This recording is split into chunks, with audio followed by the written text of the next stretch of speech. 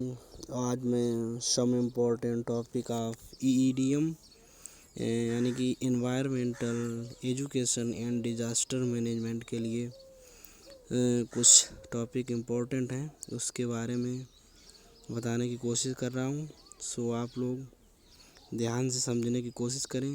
Most important topic for environment, जैसा कि कहा गया इसमें पर्यावरण अध्ययन, यानी कि पर्यावरण की डिफिनीशन क्या है। सबसे पहले आपसे अगर पूछ देगा कि what is definition of environment, तो आप लोग बताएंगे पर्यावरण दो शब्दों से मिलकर बना है, परि धन आवरण, यानी कि जिसमें परि का अर्थ होता है चारों तरफ, परि का मतलब होता है चारों तरफ, और आवरण का मतलब है घेरे हुए, यानी कि जो चारों तरफ हमारे एनवायरनमेंट को, हमारे वातावरण को, जो चारों तरफ जो भी वस्तु या चीज़ जिससे ये एनवायरनमेंट हमारा घिरा हुआ है उसको हम बोलते हैं पर्यावरण।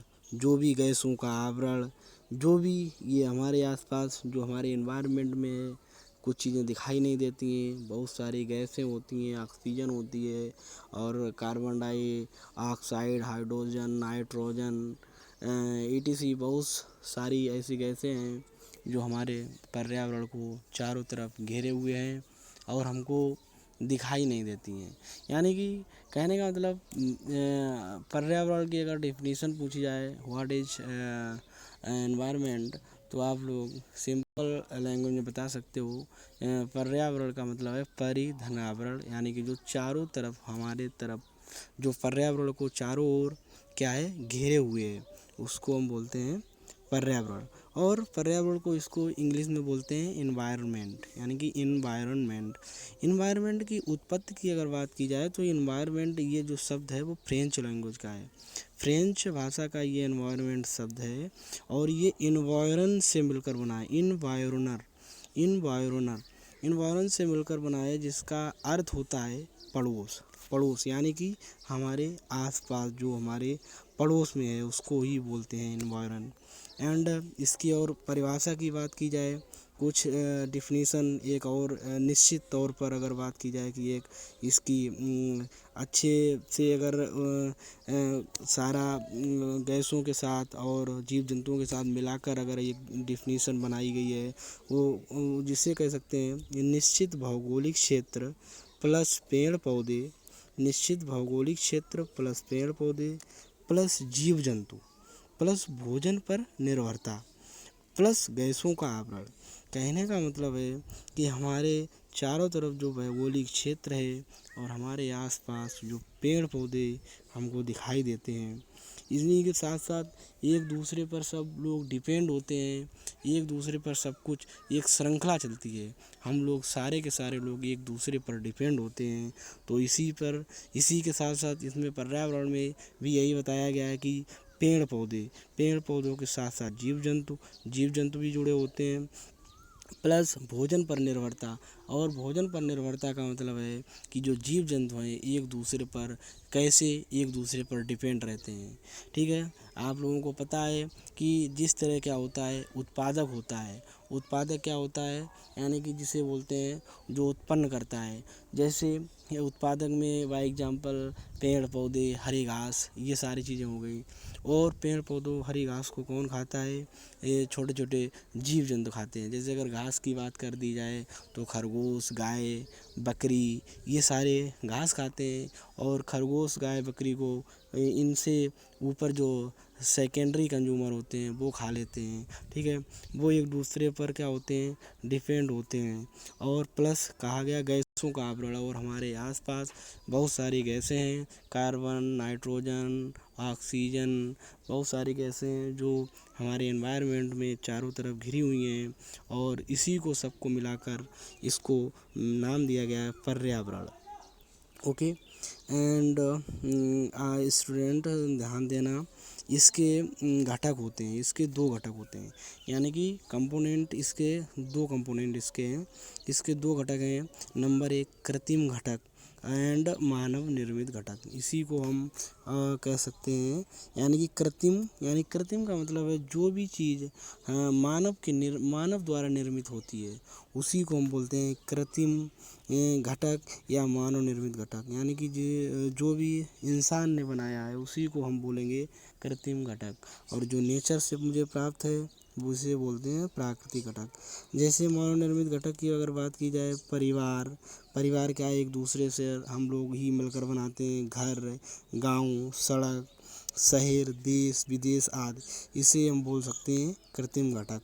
और ध्यान देना स्टूडेंट्स, ये मोस्ट इम्पोर्टेंट टॉपिक है, क्योंकि आप लोगों को पता होना चाहिए कि ये environmental education and disaster management, इसमें बच्चों के जो है नंबर आप लोगों के नहीं जुड़ेंगे, लेकिन इसमें पास होना अनिवार्य है। इसीलिए आप लोग ध्यान से इसको पढ़ें, और जो भी इम्पोर्टेंट टॉपिक लगेंगे, ठीक है, वो हम आप लोगों को प्रोवाइड करवा देंगे।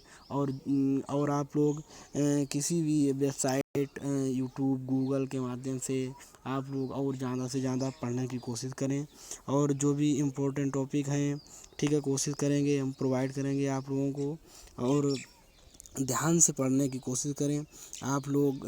ये कोविड-19 ये खतरनाक ये कोरोना वायरस है, इससे हम लोगों को डरने की ज़रूरत नहीं है, लेकिन सावधानी बरतने की बहुत ज़्यादा आवश्यकता है, क्योंकि इसमें number of cases increases day by day, और ये बहुत ख़तरनाक है। और इसके जो केसेस हैं वो एक नेटवर्क मार्केटिंग जो कंपनी होती है ना, उसकी तरह इसके केस बढ़ते हैं, नेटवर्क फैल जाता है, जाल बन जाता है।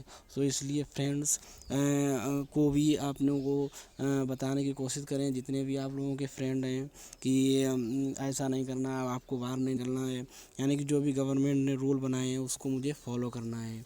So please follow, stay home and safe home, and please like this video and subscribe my channel.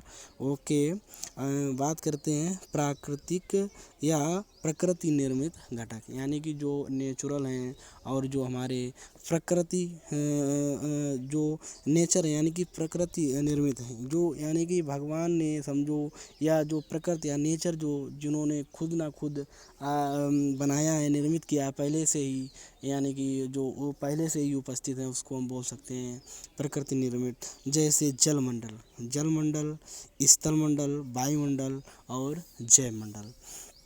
तो जलमंडल में क्या है, जलमंडल में बहुत सारे जीव जंतु रहते हैं, और ये भी कहा जाता है कि जो जलमंडल है और स्थलमंडल का वो 2 तिहाई भाग होता है, ठीक है। और स्थलमंडल में यानी कि हमारा ये जहाँ पर हम लोग निवास करते हैं स्थलमंडल कहलाता है। ये वायुमंडल और जो आसमान में जो ऊपर जो भी आपको दिखाई पड़ता है खुले आसमान में, जो भी जीव जंतु चलते हैं, उड़ते हैं, जो भी, उसको उसी मंडल को हम वायुमंडल कहते हैं। और जैवमंडल यानी कि जो एक दूसरे पर डिपेंड होते हैं, ठीक है, वो जैवमंडल कहलाता है। तो ये 2 घटक थे, आप लोगों को इसके कंपोनेंट के बारे में पता चला, यानी कि एक कृत्रिम और एक प्राकृतिक नेचर घटक। प्राकृतिक यानी कि natural component. Okay, and next देखते हैं इम्पोर्टेंट डिफिनीसन या इम्पोर्टेंट आप लोगों का सब्जेक्ट में जो जिसे कहा जाता है पारिस्थितिकी इकोलॉजी, इसको इंग्लिश में बोलते हैं इकोलॉजी। यानी कि पारिस्थितिकी को इंग्लिश में बोलते हैं इकोलॉजी। इसका अगर पार्ट किया जाए, कोई भी शब्द क्या होता है, मिलकर छोटे छोटे शब्दों से मिलकर बना होता है।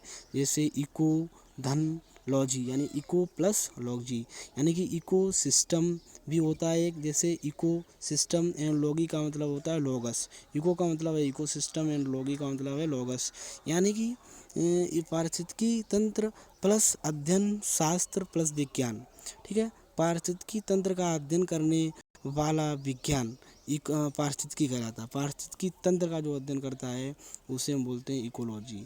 इकोलॉजी का मतलब जो हमारे आसपास वातावरण में जो मौजूद है, ठीक है, वो क्या है, पारिस्थितिकी है। और जो एक दूसरे पर हम जब डिपेंड हो जाते हैं, एक जाल सा बन जाता है, तो उसको बोलने लगते हैं पारिस्थितिकी तंत्र।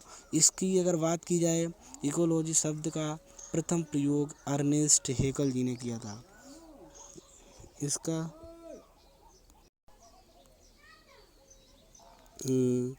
तो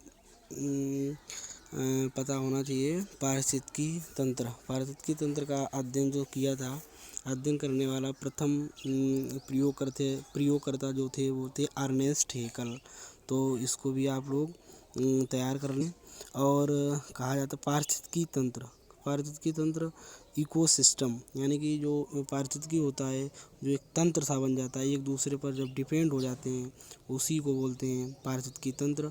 और पारिस्थितिकी तंत्र का सर्वप्रथम प्रयोग किया था एजी टेंसले साहब ने। एजी टेंसले एक वैज्ञानिक थे, उन्होंने इसकी खोज की थी, इसका सर्वप्रथम प्रयोग किया था। अगर इसकी परिभाषा की बात की जाए तो पारिस्थितिकी तंत्र की डिफिनीशन है निश्चित भौगोलिक क्षेत्र प्लस पेड़ पौधे, निश्चित भौगोलिक क्षेत्र प्लस पेड़ पौधे प्लस जीव जंतु प्लस भोजन पर निर्भरता। ठीक है, ये जो पर्यावरण की डिफिनीशन है इसी से मेल खाती है। ठीक है, और ये नोट पॉइंट है, पारिस्थितिकी तंत्र प्लस गैसों का आवरण, इसको बोलते हैं पर्यावरण, जो पहले ही बताया था। और इसकी अगर घटक की बात की जाए तो इसके कंपोनेंट्स इसके भी दो घटक होते हैं। नंबर एक जैविक घटक यानी कि जीवीए, यानी कि जैविक घटक को बोलते हैं बायोटिक कंपोनेंट, एंड अजैविक घटक। अजैविक घटक का मतलब इसको इंग्लिश में बोलते हैं एबायोटिक कंपोनेंट।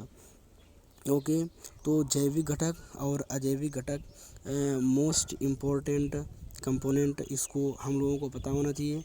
जैविक घटक का मतलब है यानी कि बायोटिक कंपोनेंट। बायोटिक कंपोनेंट वो घटक होते हैं जो एक तरह से जिसमें जान होती है। ठीक है, जैसे पेड़ पौधे, इंसान और जीव जंतु, जो भी जिनमें जान होती है उन्हें हम बोलते हैं जैविक घटक। और जिसमें जान नहीं होती है वो सारे के सारे आते हैं जैविक घटक के अंतर, यानी कि ये बायोटिक कंपोनेंट। जैसे सूर्य का प्रकाश और एयर, वायु, जो भी चीज़ें हैं यानी कि जिसमें जान नहीं होती है उसको हम बोलते हैं अजैविक घटक। एंड जैसे जैविक घटक की बात करें, जैविक घटक के भी 3 पार्ट होते हैं। नंबर 1 उत्पादक, उपभोक्ता और यानी कि producer, consumer and अपघटनकर्ता।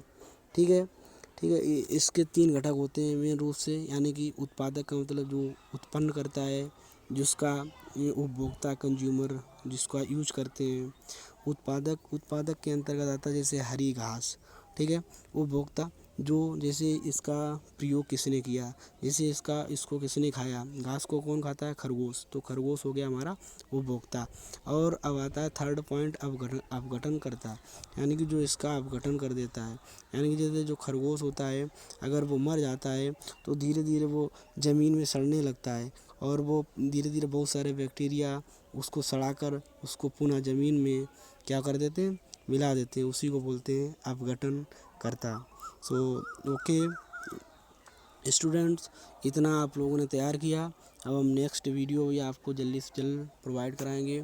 So please आप लोग please follow this and please like and subscribe. और आप लोगों से रिक्वेस्ट है कि सभी लोग आप लोग अच्छे से पढ़ाई करते रहें, ध्यान देते रहें और स्टे एंड सेफ होम, क्योंकि कोरोना वायरस केसेस कोविड-19 बहुत तेज़ी से ये नेटवर्किंग की तरह बहुत तेज़ी से फैलता है। सो सभी लोगों से रिक्वेस्ट है कि सारे के सारे आप लोग घर पे रहें, stay and safe home and please subscribe this. Okay, thanks.